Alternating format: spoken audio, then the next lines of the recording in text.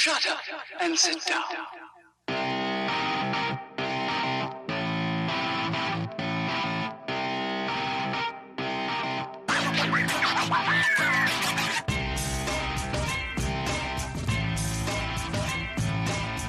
Welcome to the Bricks King podcast, where I'm going to bend your ear about Lego, review those amazing bricks and plastic, and discuss what is new and up and coming around the Lego world. I'm your Minifigure host, Matt. Let's build on it. Welcome in, everybody. How are we doing today? We have another Lego Masters exit interview, and go ahead and kick this thing off, and hope you guys enjoy it. The audio is a little wonky in some spots, as one of the contributors had some difficulty with his technology. But other than that, it was a great interview. I hope you guys enjoy it. Here we go. I'm just very excited to be able to ask you a couple of questions. So my first question really is around this particular challenge. So we saw you make that major pivot moment, and I'm curious to get your thoughts. Having looked back on it, do you think it would have been better to continue with the old, story and maybe defend its shortcomings, or was the pivot the right call? That's a good question. So I have laryngitis, everyone. So sorry. So this is what you're going to get out of me. I don't know, Erin. At this point, I'm like, what if we had stayed? There's too many what ifs. But at that point, I just felt like staying with the candy thing, we didn't have enough with the brick pit in mind to make it really scream candy at that point. That was my only thing, was I didn't know how we were going to make it scream candy. Yeah. And it's interesting because watching it last night, I'm like, man, I don't know. We could have gone either way, but you jump in, you commit to it. And that's where we went. Yeah. And the colors all put up beautifully in the end. And it really implied the whole Italian pizzeria theme, and we still were able to use our kids, our kid pirates and kind of pivot it from, instead of, pillaging candy to maintaining Pizza Friday 7 days a week. So that was still a lot of fun for our story for us, I definitely agree. So great job all across the board. We got to hear a little bit about your family backgrounds on the show, which was just really unbelievable to get to hear. And thank you for letting us in on that story. Now that the show's aired and they've gotten to see you on a bunch of the episodes, what has your family's reaction been to having you both on the show? So it's very funny. My son is thrilled. I was very apprehensive about, talking about my son and our connection to Lego, because I didn't want it to be he's got autism, that whole pigeonhole him, which is, I want to be protective. When he ever saw that promo, I was nervous. I'm like, oh my God, it's all about him. And he was like, I'm going to be the most famous kid in school. So he was thrilled. He was very happy about it. He brought all of my stickers and gave them out. He gave 200 stickers out to his friends. His principal put a blurb about him and me in their little newsletter, just make sure you watch. So with him, it's fine. That he's very happy. He's super supportive. I have to tell you, when we got home from it, he was just like, Mama, why are you home? That means you didn't win. He's so funny. And then my daughter does not care. My daughter's in middle school and she's just, yeah, whatever. So, but that's me. And I did feel bad that Erin has a child too. Yeah, apparently I don't have a family, but that's okay. No, it's great, because actually I auditioned for season 2 with my husband, and in this whole season, he's like, I'm so glad I didn't do this with you. He was so excited watching me on the show, but at the same time, he is not the kind of person who wants to be on camera. And so this whole season, he's like, nope, definitely made the right call. And I have a 14-year-old, and he's thrilled. Him and his best friend down the street are both determined to get on Lego Masters at 18. So they're like, we got 4 years of training. We're ready. Didn't Liam get future Lego Master in his yearbook too? He did. My kid graduated 8th grade last year. He got future Lego Master in his yearbook. Well, they've got training from one of the best, so I believe in them. And then my final question was around, Amy's final speech to the two of you, and just sort of the inspiration that you'll be to all sorts of female builders, and really, I would say all sorts of builders, let alone gender. But, what did it mean to you both to hear that? And did you expect, to get that sort of reaction going into the show? I did not expect that the reaction. And honestly, for me, I cry at every elimination. And for that one, I was like, I'm going to hold it together. And as soon as she said that, I was done. I was like sobbing because she means so much to me. And I'm sure you too, Liz, she is like, she's the woman one of the women I look up to in Lego, and to have met her, to have gotten feedback from her was incredible. And then, but at the very end, to have her acknowledge, that we are two women who got into Lego, later in life, essentially, and acknowledge that we're doing something within that space I was so honored. I was so, and cried again last night watching it. I'm really glad that they showed all that, because I'm not going to lie, I blacked out elimination. They said our names. I was like, I did not remember anything else. I just remember looking back, seeing Emily crying, and then me start crying. And I was like, what? Okay. Yep. It's happening. But at the same time, I was just like, I don't want to go home, but not because of our build. Because I was like, one of these things is not like the other. I was more like, I just don't want to miss these people. Like, the people were awesome. So watching that and hearing that, I was like, I never thought that I would get that. I never thought that, because I know she did it last year with and they let Natalie and Michelle talk to her and say how she was an inspiration. And I'm like, I feel like we were saying the same thing. We're like, no, it's really true. Like, it's really true. So yes, totally flattered, humbled, burst into tears. Yeah. Well, I can't even imagine if she said anything like that to me, but congrats on everything you're able to do in the show. And I hope to talk to you again soon. Thank you. Yeah, Liz and Aaron, great to talk to you again. Of course, under not so great circumstances. But I actually want to go back one episode real quick to the dog episode, because Liz, you were getting a little emotional with the dogs. So do both of you have dogs in your family? Like, how did you meet your dogs? Can you tell us about them? So Erin does not have a dog now. She has cats, right? Yeah. That's so I okay. have a dog. I've had 4 dogs, actually 5. And I've had all greyhounds. So I was a little sad that there was no greyhound running around the set. But when they let the dogs out and we had our leash, I was super emotional, because anyone who's had a pet knows that when the pet goes Rainbow Bridge, you walk out with just the leash. So as I was standing there holding the leash, I was like, this is the same color as my dog. All my dogs have purple. So I just started crying. I was losing my stuff. I was like, oh no. So I was really missing my dog. And I do remember saying, I don't remember if it aired, so forgive me, but I do remember saying I missed my dog more than my kids at that point. So yeah, Aaron said, yeah, you said that. Because my dog is like, ooh. I'm like, I hope my kids don't take offense. I think I came home and told them. So yeah, I missed my dog a lot. So it was really, really nice to be able to have a cuddle partner and play with Maggie. And Maggie was so awesome. And she was so soft. I didn't expect a corded dog to be that soft and fluffy. I thought it would be more dreadlocky, and it wasn't. It was really soft.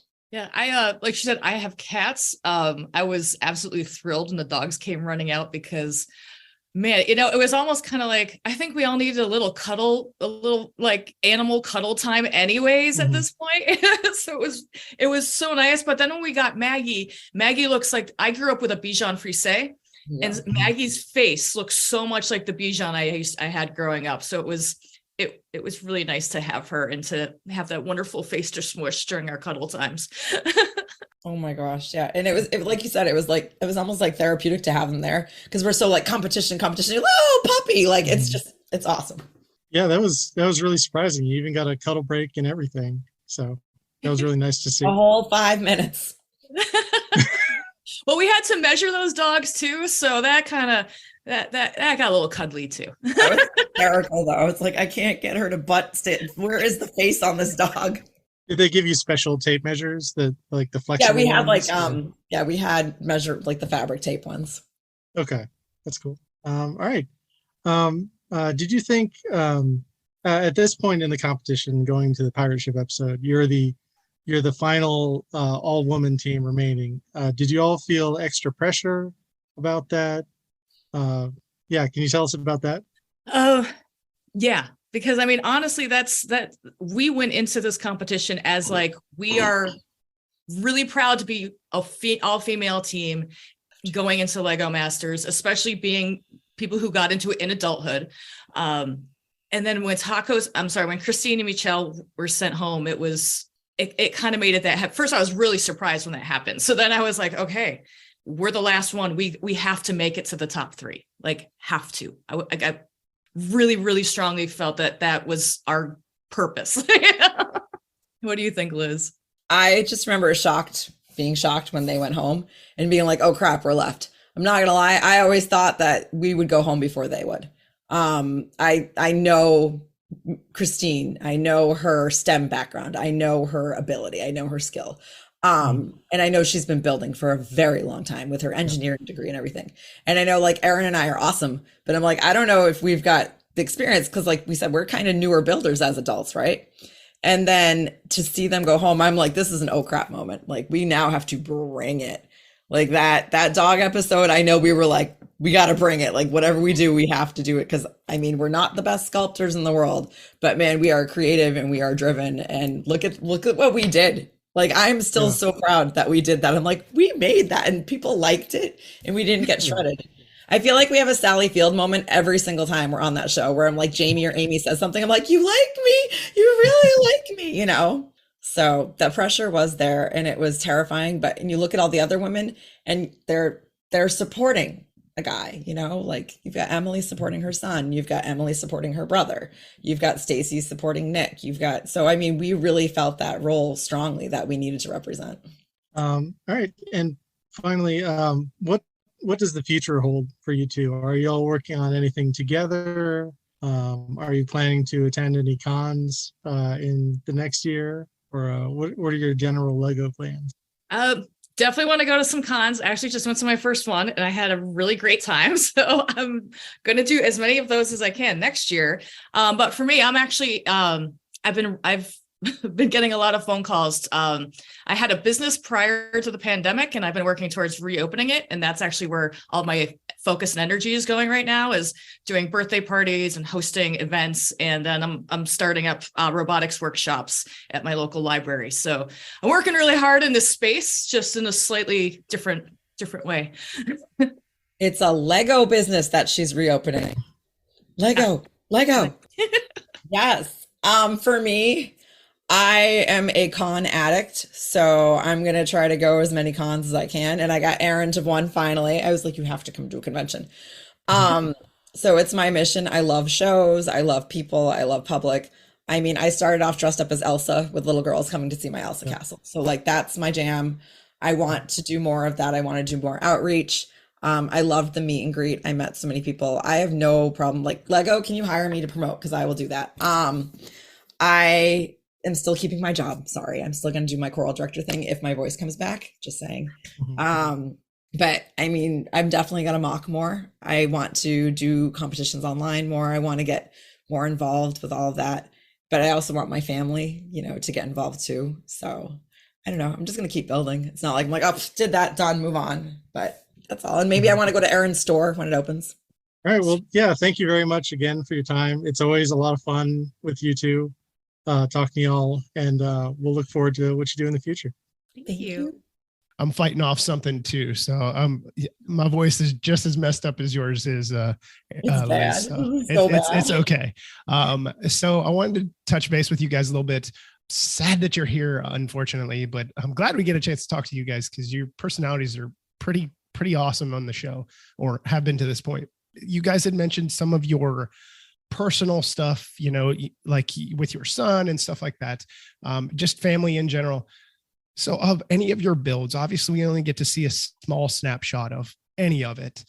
Were there any details that were in there that were more of a personal nature, or a certain build that you kind of maybe took after maybe your son, or one of you took after, you know, somebody else in your family? Is there any details that we missed or that we may not have understood?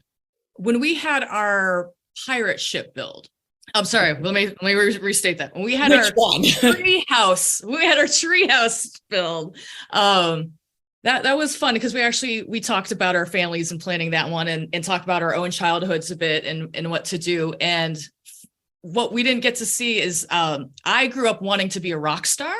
I went to Berklee College of Music. I've been playing in bands for over 25 years. And so I put in an all-female rock band in that one too. Like similar, we had one in our first build, but that one I put me in there. I had me with my acoustic guitar, and we had a whole all-female dance party going on the ship with the band, and that was kind of one of my favorite little personal touches. I don't know. What do you think, Liz? For me, same build. We did the no boys allowed sign for like my daughter, like no boys allowed on the pirate ship. So we had a whole bunch of like kid friendly, like, you know, girls rule, boys drool. We had them like walk. We had like a girl making the boy walk the plank. It was awesome. So yeah, just little things like that. And the other one was the guy puking out the side of that one. That was awesome. I love that. You could barely see it, but that was like my favorite thing. There's the kid with like the like puke face on the side of the ship, and it was like hilarious. I think Jamie mentioned that one too. Yeah, Jamie did too. He did. I'm trying to think. We didn't really go like, because we were so like challenge focused, like get this thing done, that there wasn't really that whole like nostalgia time. I mean, my boss even said, he's like, hey, if I let you go beyond the show, you have to sneak me into one of your builds. And I'm like, oh, I never did that. Like, so I feel bad, but his sig fig wasn't really there. No, I like hearing that. It's always a good thing when you could potentially get your boss in. Yeah, you let me go on the show. Of course, I'll work it in. Of course. Yeah, like you saw that one in the back of the ship that you could just see the head. That was you. Absolutely. The next question I have for you guys is: so all the builds that you did on the show, any of your previous builds, if you had an opportunity to adjust something to fight for the golden brick, assuming it was in play, which build would you maybe have the slightest tweak or whatever that you felt was solid enough with just a minor adjustment that could steal a golden brick? Brick and bull ride. Yeah, seriously. I gotta tell you, like I had a really strong inner structure and on that torso and in the whole build, but we failed where it connected to the base plate. And in hindsight, if I could go back, I actually didn't develop my technique for strengthening the interior until we were about 3 inches off of that. So I should have, in hindsight, pulled the whole thing off and reattached it using that same technique. And then we would have made it till 10. And we would have gotten that golden brick. Jamie even asked us, we didn't realize, and we're not the only team who didn't realize, a lot of teams didn't realize that we could have connected on all 4 sides. Because when we went up to the bull to look at it, it was like, okay, the technique is here. So we thought that we couldn't get the bricks around the sides on the other one. And then hindsight, 2020, we were like, oh, we could have attached on the front and the back too. So that would have been a really quick adjustment that could have made a huge difference. Yeah. Oh, that is really cool. You guys got close with that. You got close. Those are the best reactions ever. Oh my God. That was so fun. The last question I have is kind of generic, but it's always good, especially for people that might be considering Lego Masters in the future, like you guys did in season 2 before you. So are there any words of wisdom you would give to anybody that might be considering applying for a first time or maybe multiple times for season 4 going forward? Some words of wisdom that they could kind of expect what they're getting themselves into. Why don't you go, Liz? Oh gosh. Be yourself. Definitely be yourself. Imposter syndrome is going to happen no matter. You're going to compare yourself to everyone else. And don't be afraid to learn and try new things. I was so scared going on because I felt like I hadn't done enough. I felt like I hadn't done enough sculpting. I felt like I hadn't done enough. And it's like, just try to learn new things. Like, don't be afraid. Don't pigeonhole yourself. That's what I got. I have to agree with that. Because I've actually had quite a few people ask me like for, information, like what can I do to get on the show? So I always remind people that they have to build mocks and to take lots of photos of those mocks, because that's the first step. You have to show them you can build. So you got to have the photos to upload, but then, same as you were just saying, try different techniques. Like for me, same with Liz, I went through YouTube tutorials. She read articles. Like I learned new things with the intention of getting on the show. I learned new techniques that I might not have tried otherwise. In hindsight, there were a few that I hadn't thought of, like pirate ships. But building a boat. And then of course they show me saying, oh yeah, I build boats all the time. I do, with instructions. So yeah, that was one of those moments where it's like, didn't didn't think to try that avenue of Lego yet. So, And then we thought like, oh my God, we survived building a boat in episode 4. And then they were like, oh crap, now we really have to build one.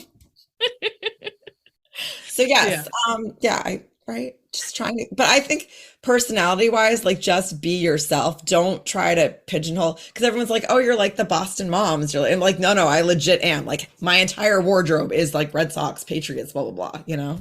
I get it. Well, thank you guys for your time. And I wish you all the best in the future, and whatever cons you attend, maybe we'll cross paths. Thanks so All much. right. awesome. Thank you.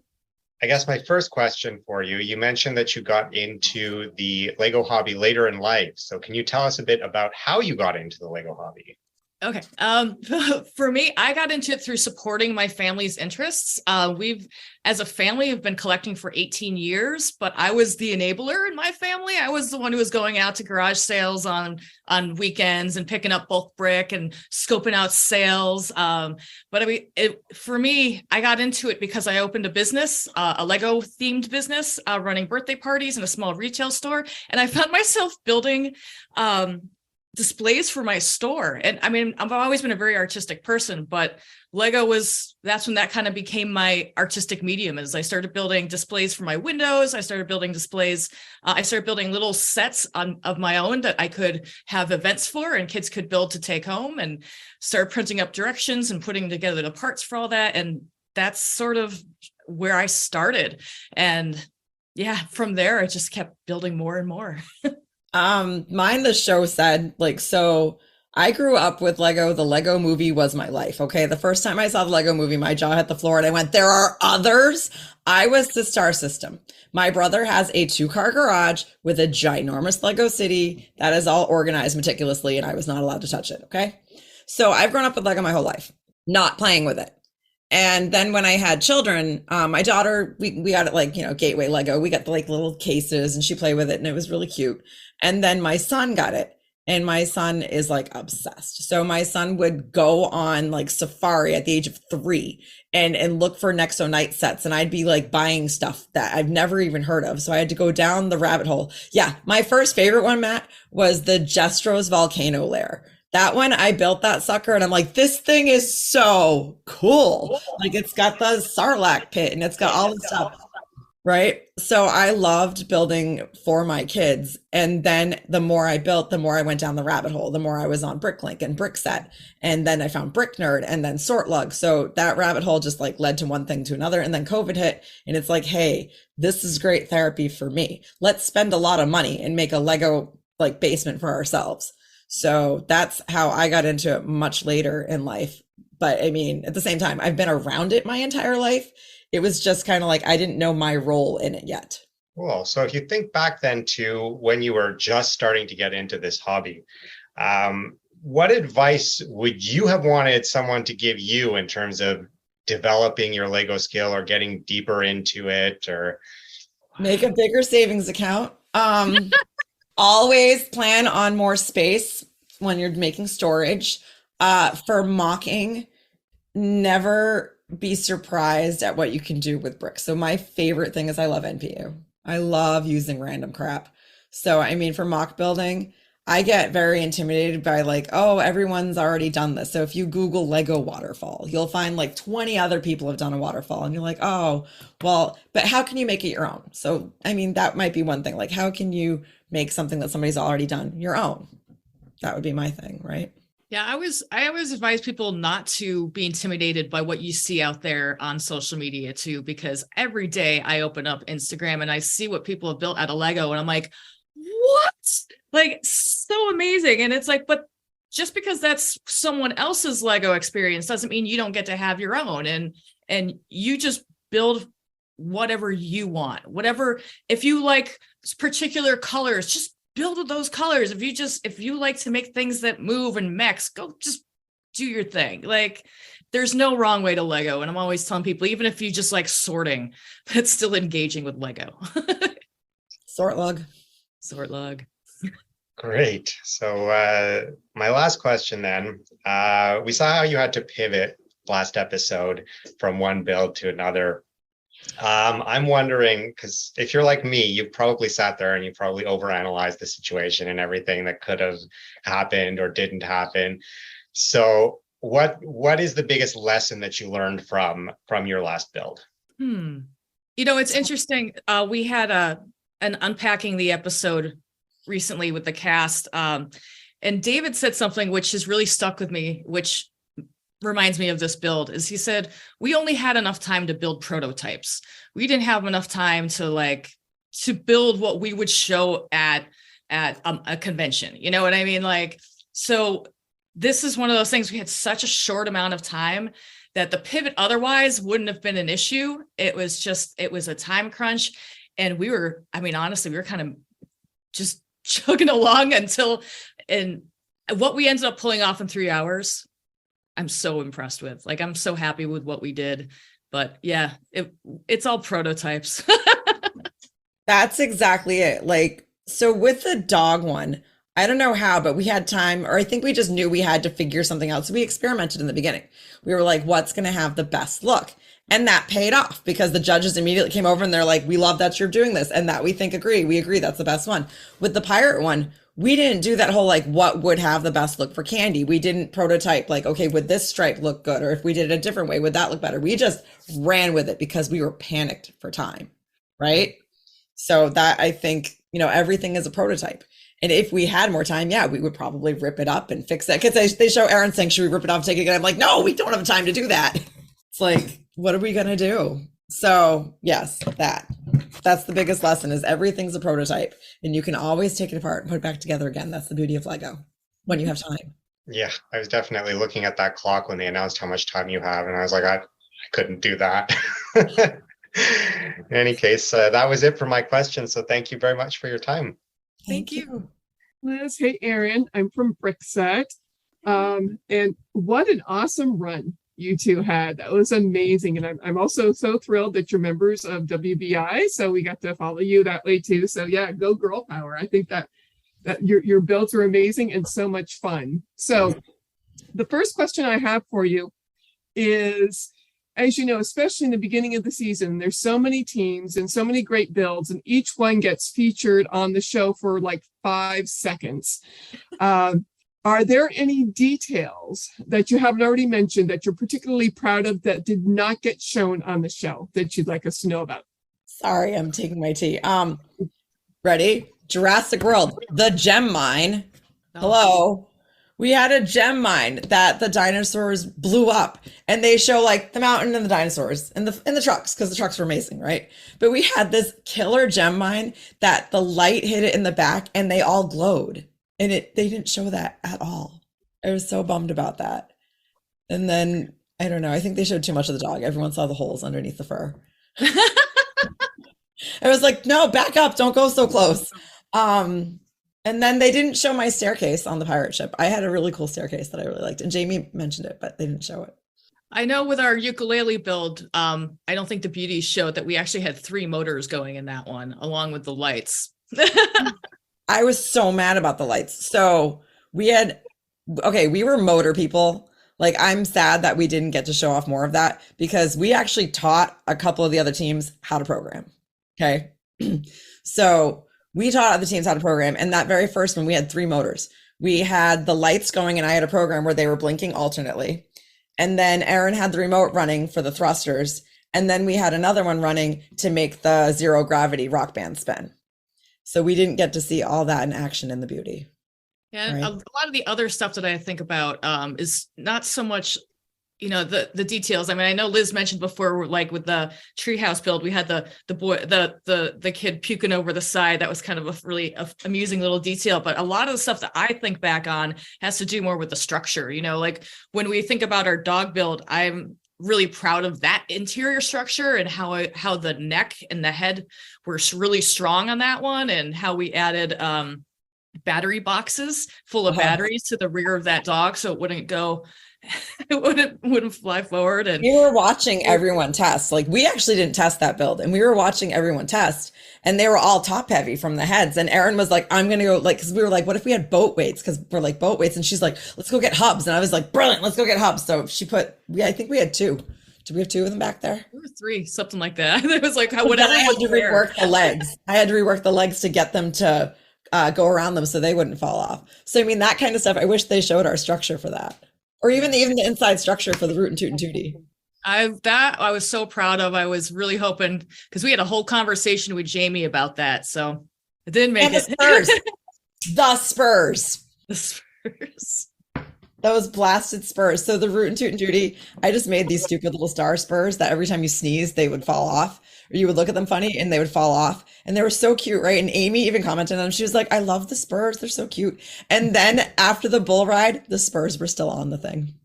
Of And course. she was like, they're still there. And I'm like, oh my God, that better make it. That didn't make it. But the vest did. I'm thrilled that they talked about the vest and how she wanted my vest. And I was like, I'll make you one. And then I'm like, frick, how did I make that?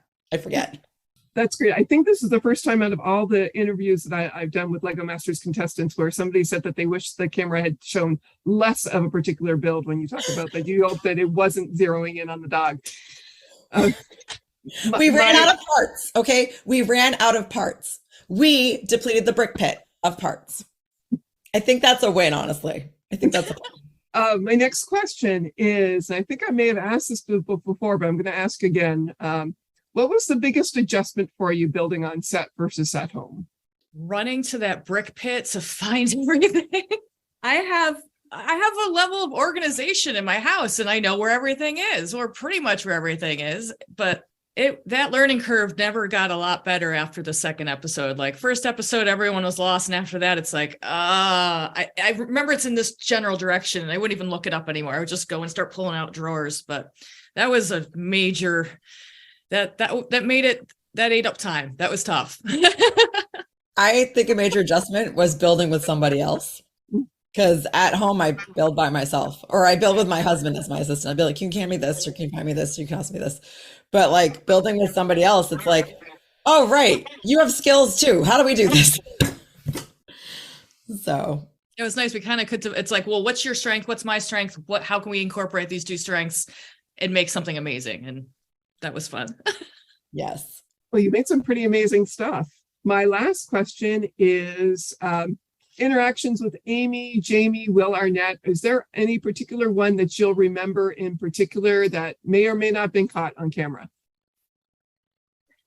For me, it was the brick and bull ride and having that conversation with Amy and Jamie, but it was more Jamie heavy on how I structured the inside of Root and Toot and Tootie. And my heart was so full. I was so proud that he acknowledged how I was doing it and was really hoping that was going to make it on the show, because I've really been working on Lego engineering for like the last 2 years. And so like to have someone like him acknowledge that was so huge for me.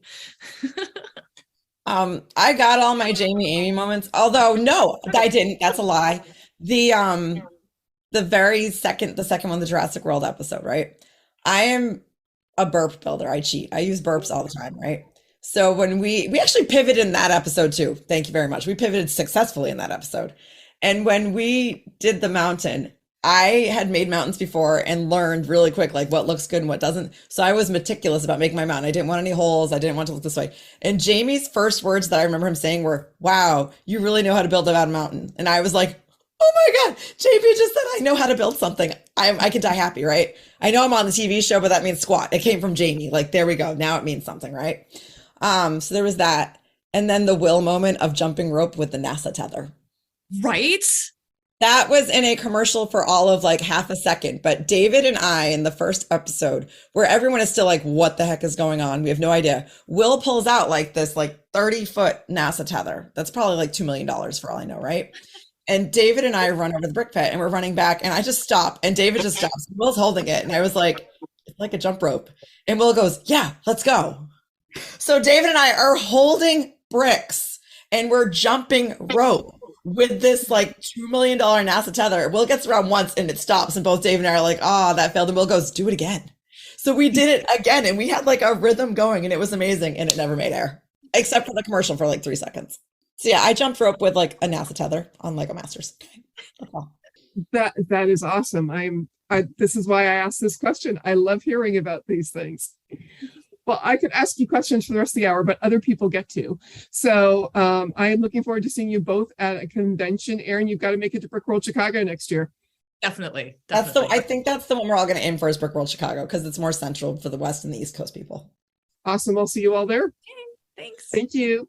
I have a question. Actually, most everyone asked all my questions, so these are on the fly. They're good questions. How does it feel to be quoted by Lego on all of their social media profiles? I cried so bad last night. I was not expecting that. I don't know about you, Erin. So Erin said she was stress baking yesterday, right? Yeah. So I had a nervous day. I was like, because watching it, we never know how it's going to go down. We don't know what we're going to be portrayed as. So last night, in like my height of my nerves, right when they showed that, to see Lego, not just Lego Masters, because Lego Masters already made a meme out of me, and I think that's the funniest thing ever. But to have like the Lego group put like my quote in there, I don't know, it made my day. Like it just made my day. Like I'm like, oh my God, I can die happy. I can die happy anyway, but I mean, I can die even happier now. That's awesome. It was an honor and it made me cry. So now I'm like, hey, can I do PR for you now? Seriously. Talking about the highest of highs, I want to talk about how did it feel to be eliminated by Jamie when he's kind of from your home area? Embarrassing. For me, when they called the Docs as the other team to be eliminated, I just remember looking over and being like, I hope we go home, because I was going to lose it completely if they were sent home. Like I said, I cried at every elimination, but like at that one, it's like, if it's us, I won't cry as hard because I hated seeing everyone get eliminated. And but yeah, to have it come from Jamie, I was expecting it. I don't think this is one I would argue with the judges on this. So I kind of knew. It was sad to not see them again. I was soul crushed. I was mortified. And then my last question is, both of you have talked about how much the family of Lego Masters, the cast, meant for you. Do you have any favorite memories with your competitors that maybe didn't make it to screen that you'll cherish? There's so many. Like there weren't the hype up with Crash every day. Yes. Do you want to explain that to us? Who describe the process? You do it. I'm not sure if I'm starting to break up, so let me know. I feel like I'm at the top of every episode. At the top of every episode, we would all be standing backstage, about to walk through those doors to see what the next challenge is, and Crash would say, "Ladies and gentlemen of Lego Masters, this is season 3. Episode 4 or whatever episode it was." He said, "When I say Lego, you say Masters." And he goes, "Lego," and we all go, "Masters," and Lego Masters. He's like, "Let's do this," and we would all scream. And it was such a fun way to kick off every single episode, and it was really setting that energy level high right before we go right through the back doors and see what we're in for that episode. That was definitely a favorite of mine. But as the episodes went on, I think he did it on set a couple times too. We wouldn't do it just before. We would also do it in the studio. I think they had us do it one time before judging because they felt like we needed an amp up before judging. Yes, they did. That's right. Either that or a nap. Always needed a nap, man. Well, thank you so much for your time, and I look forward to seeing you at Brick World. Thank you. Yeah, hi. It's really great to be speaking with you both again, and I know it's obviously sad under these circumstances, but anyone who gets this far into Lego Masters, really, you've come. It's a really amazing achievement. So, big congratulations to you. So my first question is, I guess really, what is it like, having to balance, making the builds that you really want to make, and also having to kind of fit each week's challenge? It's hard. That is a good question, because I remember even the very first one, it was like, you have to make like a rocket ship that we've never seen before. You have to make a spaceship. It's like, well, what if we do this? But how do we make that the challenge? How do we make it fit the challenge? That was always a question that was driving our builds, because even with the tree challenge, like you needed to have the story, you needed to have it but float in the tree. It's like, how do we make it fit the challenge? So that was a challenge in itself, right? Yeah, I mean, that, because we were always very conscious of having to tick off all the things that the judges are looking for, and we knew that if you didn't tick all those off, that you would be in the bottom too. So that was kind of something that was always hanging over us during the challenges, and that we're always super conscious of, and also to make everything look big enough to look good on TV, and to do all that in such a short period of time. That was tough. Yeah, I mean, there was stuff that we wanted to build and we wanted to show, but we knew that it wouldn't help the challenge, and we knew that it wouldn't, it wouldn't be something to waste your time on. Yeah. Also, by the way, if you just see me take my headphones off, that was because that was on my phone. It wasn't connected to you, so I didn't just like stop listening to you. That's good. But yeah. I guess my next question would be like, what would you say? Apologies if you've already kind of answered this before, but what would you say is kind of like stands out as like your sort of favorite kind of moment of throughout the whole series? If you can sort of if anything sort of comes to mind as being like number one moment, I guess. I think walking out for the first time. I don't know if you, but I just remember being like that moment, waiting before the doors open. And like, I've got Emily behind me and you next to me. And then as soon as we walk out, it's like, pinch me. Are we really here? Because that's the moment everyone sees, whether it's Australia or New Zealand or whatever. That moment when the contestants walk out and are like, holy crap, you're really on the set. So I think for me, that moment legit sticks out. I mean, yes, it's amazing. Yes, it's Lego, but TV is cool in general. I have to agree with you, Liz. I think that's one of my favorite things. And as someone who I've done theater throughout my life growing up, to get to see what is behind all that too, and to see how those doors open and to see how that set looks from the other side was so interesting. And I just drank it all in. It was just so amazing. And then to finally walk out and be on the set that I've watched the episodes repeatedly, and just to feel like an ant in this this big room it was incredible. Absolutely incredible. Yeah, I learned why sound stages are called sound stages. I'm a moron. I was just like, oh, because they're soundproof. You literally can't hear anything. Yeah, I mean that definitely feels like something that would just stay with you for the rest of your life, I'm sure. And yeah, I'm sure I can totally kind of get that kind of feeling of like, because from what I gather, there's quite a big, quite a lot of like prep and sort of like, a lot of time, prior to the actual, first episode itself, where I'm sure the whole time you're kind of thinking like, is this actually real, and you're getting to know all the people there, and yeah, I'm sure there's nothing quite like that feeling of those doors opening for the first time. Yeah. So yeah, I guess my next question would be like, what would you say would be the kind of biggest sort of takeaway from from that kind of thing of like maybe what you've kind of like your bit sort of main something you've kind of learned from the experience? I will never watch TV the same way again. Right? Straight up, I have got a much better appreciation, and I'm not going into detail with all y'all about it, but I'm just saying, like, I will never watch TV the same again. Even I remember when we were interviewed after being eliminated, one of the things that I felt very strongly about, and I still feel, it was this feeling of, I can do anything. You know what I mean? Like we did something that I never thought possible. We built things I never imagined I would build. I left there. Yeah, we were eliminated. We didn't win the competition, but man, I can do anything I set my mind to. And that has stuck with me ever since we filmed the show.